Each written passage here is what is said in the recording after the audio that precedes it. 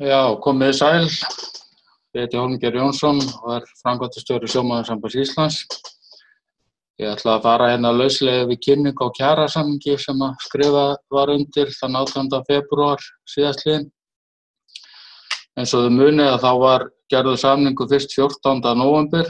Sá samningur var felldur í atkvæðagreiðslu hjá sjómönnum og það tókust aftur samningar sem 18. febrúar. Ég ætla að byrja á því að fara yfir þau atriði sem breyttust frá samningum frá 14. nóvember og síðan ætla ég að skauta svona yfir allan samningin í heild sinni. En það sem kom inn nýtt frá 14. nóvember var í fyrsta lagi að það greidd kaupskrár uppbót, eða þetta eingreiðsla, 300.000 krónur með orlofi til þeirra sem eru í starfi og voru lögskráðir 180 daga eða meira árinu 2016. Hafi skipverjar verið skráðir færri daga en 180 þá greiðist þessi eingreiðsla hlutfallslega. Það kemur líka inn að skiptaverð á aflaverðmæti sem landað til eigin vinnslu útgerðar hálfu prósentustigi hærra heldur en ef að landað hjá óskyldum aðila. Skiptaverð í dag 70% þegar landað ferskum afla og í þeim tilvikum þegar landað til eigin vinnslu þá verður þetta 70,5%. Það sem nýtt líka það að útgerð lætur skipverjum í té nauðsynlegan hlífðarfatnað, en í samningunum áður þá fengu menn hlífðarfatapeninga og urðu að sjá sér sjálfir fyrir hlífðarfatnaðinn. En nú þetta sem orðið frítt. Sjómenn fá þetta frá útgerðinni. Þetta hlífðarfatnaður sem í eigu útgerðar en í umsjá skipverjanna. Og þetta ákvæði tekur gildi 1. maí. Önnur breyting líka sú að skipverjar fá framvegis frítt fæði. Í samningunum áður þá voru menn með dagpeninga eða fæðispeninga sem voru að sjálfsögðu skattlagðir og urðu síðan að greiða fæði sitt sjálfur. Frítt fæði líka skattlagt eins og þið þekkið. Það hlunnindametið og það að greiða skatt af því. Það kemur inn ný grein fjarskipti og fjarskiptakostnað skipverja. Þannig að það sett svona regla það hvernig fjarskiptakostnaður skipverja á að vera og síðan samningstíminn frá samningnum 14. nóvember lengdur til 1. desember 2019. En ef ég fer yfir samningin í heild sinni þá í fyrsta lagi kauptrygging og kaupliðir hækkaðir. Þetta sömu tölur og við sáum í nóvember samningnum og þessar hækkanir eru í samræmi við það sem hefur gerst á almennu vinnumarkaði. Kauptrygging háseta fer í 288.000 rúmlega við gildistöku samningsins og það kannski rétt að geta þess að kauptrygging og kaupliðir sjómanna höfðu ekki hækkað frá því 2014. Enda samningar búnir að vera lausir alveg frá því í ársbyrjun 2011. Það kemur inn mæling skipa. Hér erum við í smá vandræðum af því að samkvæmt kjarasamningum þá eru stærðarviðmið skipana brúttó rúmlestir. Það hægt að nota þessa mælingu. Nú eru skip mæld í brúttó tonnum og við lendum í vandræðum sérstaklega með minni bátana hvar þeir eiga að stillast inn í kjarasamningin af því að ný skip eða skipum breytt þá koma þau ekki með þessa brúttó rúmlesta mælingu. Þannig að það samið það að útgerðinni beri skylda til að kaupa þessa mælingu þannig að við getum stillt þessa báta rétt inn í kjarasamningin. Síðan það þetta olíuverðsviðmið. Það hækkað viðmiðunartölurnar en viðmiðið núna var $305, þá datt skiptaverðið niður í 70%.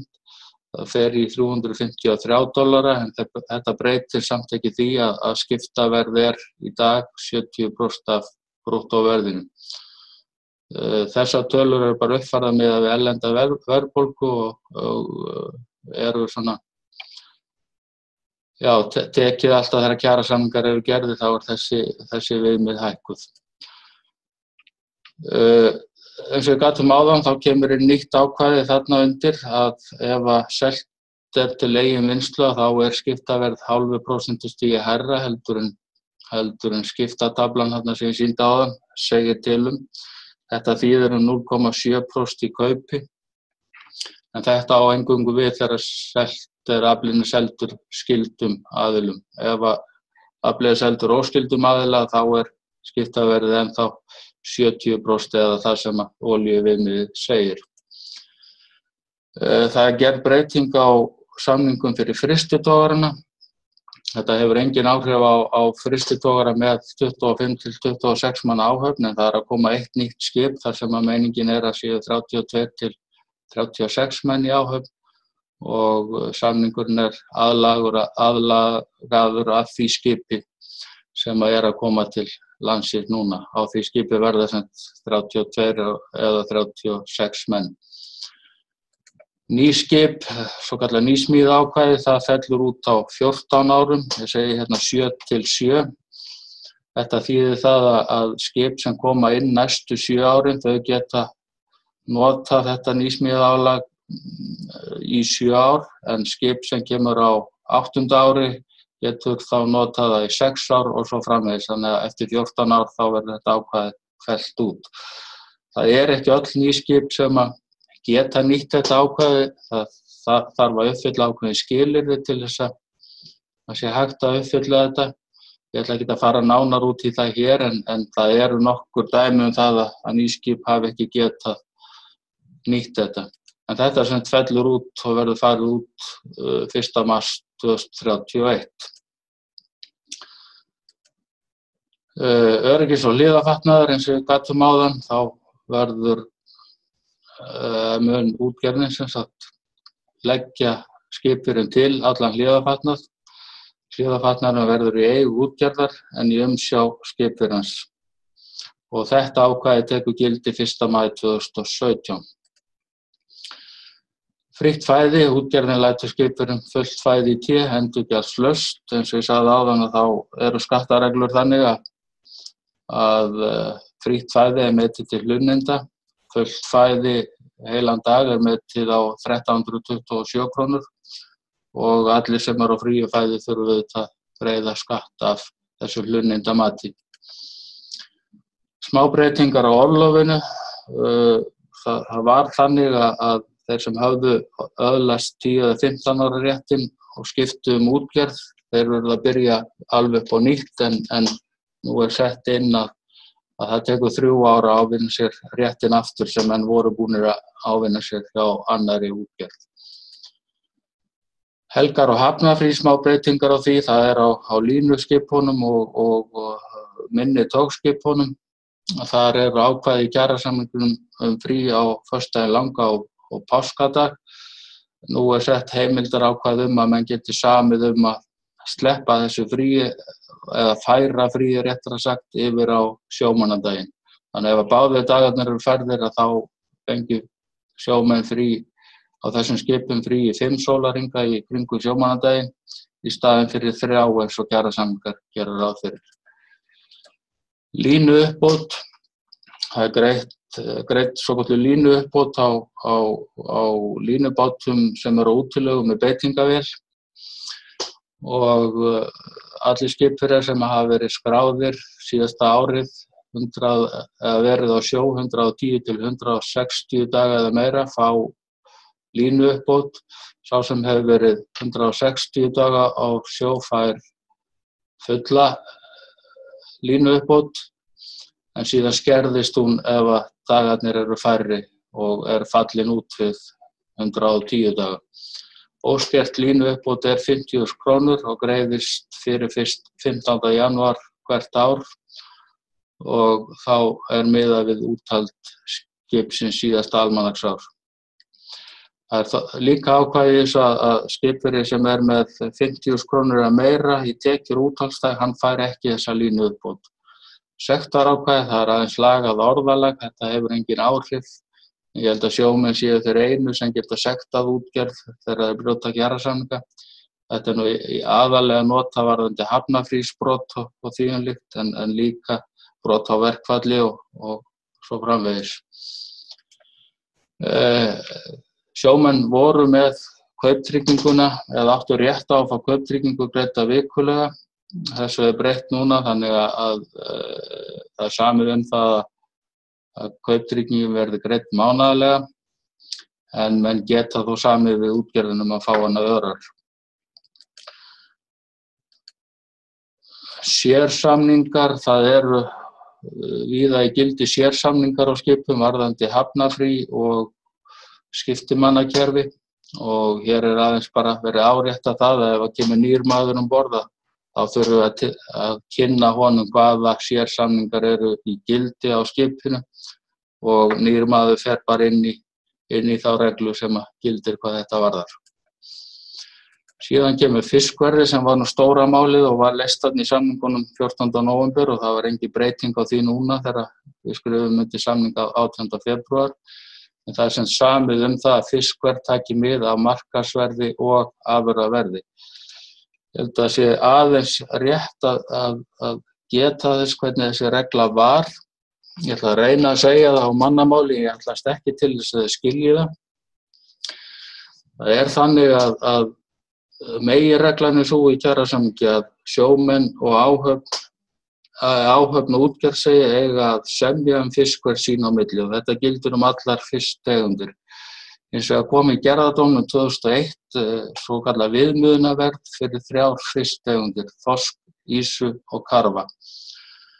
Og þetta viðmiðunarverð er þannig að það segir það að meðalverð í beinum viðskiptum, það er að segja viðskipti aðallega milli skyldra aðila, verð í beinum viðskiptum milli skyldra aðila eða hlutfall verðs í beinum viðskiptum og móti vegnu meðalverði beinna viðskipta og skilaverðsmarkaða á að vera 95,4%. Þetta hlutfall sem þetta á að vera það. Á svona einhvers konar mannamáli þá þýðir þetta að verð í beinum viðskiptum milli skyldra aðila var 76% af markaðsverði undangengna 12 mánuði. Þarna hefur verið að breyta þessu þannig að þessi viðmiðunarverð í slægðum þorski verða sett í 80% af meðalverði fiskmarkaðanna síðustu 3 mánuði. Þetta er þó nokkuð breyting og við erum að færa okkur svolítið nær í tíma með þessi viðmiðunarverð.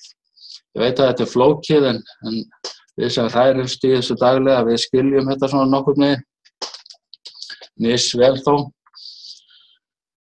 Nú, til viðbótar þessu 80% hlutfalli af markaðsverði síðustu 3 mánaða þá fylgist við líka með afurðaverði. Þannig að ef að markaðsverði hreyfist úr takti við afurðaverðið þá getum við gripið inn. Ef það fer út fyrir eða niður fyrir þá leiðréttum við frá þessum 80%. Það er búið að útfæra þetta fyrir slægðan þorsk en það á eftir að útfæra þetta fyrir óslægða þorskinn, slægða og óslægða ýsu og karfan. Það eru þessar tegundir sem í þessu viðmiðunarverði. Til viðbótar þessu að þá er svona skert á upplýsingaflæði til Verðlagsstofu skiptaverðs þannig að við getum fylgst betur með verðinu á uppsjávar tegundunum, loðnu, síld, makríl og kolmunna og þetta á að gera okkur svona betur kleift að grípa inn í ef einhver útgerð að greiða verð sem úr takti við það sem almennt er. Síðan kemur hér tímabundin breyting á skiptaprósent á uppsjávarskipum. Það er þegar fækkaði niður í 8 menn að þá er gerð tímabundin breyting og þetta gildir þar til að úttekt hefur farið fram á vinnutíma og mönnun á þessum skipum. Fjarskiptin, það kemur sem inn ný grein fjarskiptamálin og hvernig menn geta krafið sundurliðun og kostnaði þannig að það sé alveg tryggt að menn sé aðeins að borga fyrir sína notkun en ekki allra skipfélagana. Og þetta er nokkur réttarbót fyrir sjómenn. Þetta hefur verið allur gangur á því hvernig þetta hefur verið gert og líka að sjómenn hafi verið að borga fyrir búnað sem ekki verður samkvæmt þessu. Og þessi sérstaka kaupskráruppbót, hún er 300.000 með orlofi og miðast við að viðkomandi hafi verið lögskráður 180 daga eða meira á síðasta ári. Sá sem hefur verið lögskráður 180 daga eða fleiri, hann fær fulla uppbót, en ef þeir eru færri dagarnir þá greiðist þetta hlutfallslega. Þetta er nánast bara ein greiðsla, en menn kölluðu þetta öðru nafni svona til að hafa þetta í flúkti við kjarasamninga sjómanna. Og samningsforsendunar eru eins og í almennu samningunum, að breytist samningsforsendur á almennu markaði þá koma þær breytingar einnig til sjómanna, og síðan að því að við lengdum samningstíman fram til 1. desember 2019, að þá kemur líka inn ákvæði að gerist eitthvað á almennum markaði, þá þurfum við líka að ræða lagfæringu á breytingum á kauptryggingu og kaupliðum. Gildistími samningsins er frá 1. febrúar 2017 til 1. desember 2019 og fellur þá gildi án uppsagnar. Með þessum samningi þá eru 3 bókanir sem ég ætla rétt að skauta yfir. Það eru þessa mönnun og hvíldartíma borð í íslenskum skipum, og við byrjum á því að kanna hvíldartíman borð í uppsjávarskipunum og ísfisktogarunum, og svo koma hin skipin öll þar á eftir. Þannig að við erum bara að kanna hvort að skipin séu rétt mönnuð miðað við álag á mannskapnum. Það hefur orðið mikið fækkun borð í skipum, sérstaklega á uppsjávarskipunum, og við verðum líka vör við fækkun á ísfisktogarunum, og síðan auðvitað þarf að skoða allan bátaflotan varðandi þetta. Það er starfshópur sem á að gera þetta, og við fáum aðstoð Samgöngustofu til að gera þetta. Síðan er bókun skiptimannakerfi. Það hefur verið dálítið réttaróvissa varðandi veikindalaun. Það eru misvísandi dómar Hæstaréttar rétt manna til veikindaréttar í þessum svokölluðu skiptimannakerfum.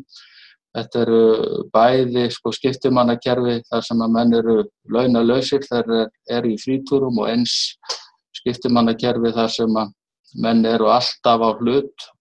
Sem dæmi, ef að menn róa einn túr og einn í frí, þá fá menn 50% af hlutnum, hvort sem þeir eru á sjó eða í frí.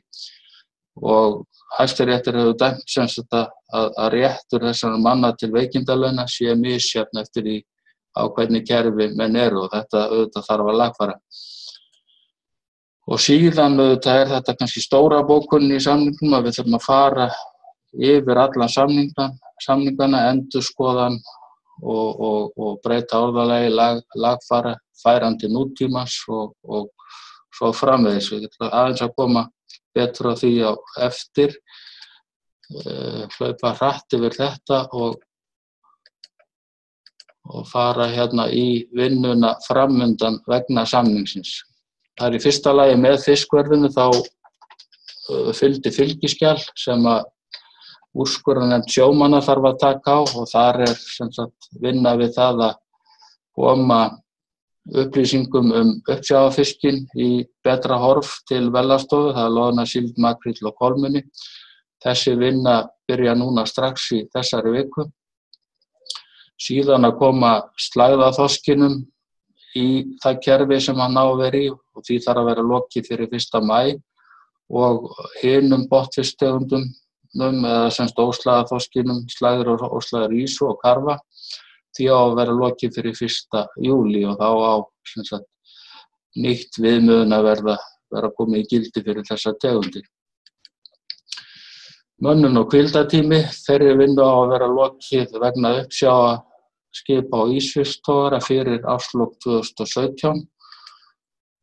Veikinda- og slysaréttur í skiptimannakerfum, þessu á að vera lokið innan árs frá gildistöku samningsins, þannig að í byrjun næsta árs verðum við að vera komin með einhverja niðurstöðu í þessu fyrir, ef að þarf að gera einhverja breytingar á sjómannalögum til þess að laga eitthvað í þessu, þá þyrfti það að gerast á árinu 2018. Og svo það endurskoðun samningsins, það þarf semst að fara í endurskoðun og þessi endurskoðun byrja núna strax undir verkstjórn. Ég reikna með að sáttasemjari stjórni mönnum og reki menn áfram og passi upp á það að menn hittist reglulega. Þarna á að skoða rekstrargrundvöll einstakra bátaflokka, stærðar viðmiðanir fiskiskipa, skiptaverðmæti, skiptaprósentu, olíuviðmið og gjaldtöku stjórnvalda. Og markmiðið með þessu öllu að breyta kjarasamningum þannig að það verði framvegis ekki skipt úr sérstöku skiptaverði, heldur verði skipt úr 100% aflaverðmætis. Og það svona draumurinn. Hvort þetta tekst, það verður bara komið í ljós ef við höfum tíma fram á mitt ár 2019 til þess að vinna í þessu. Og þetta gífurleg vinna sem þarna mun eiga sér stað, vonandi.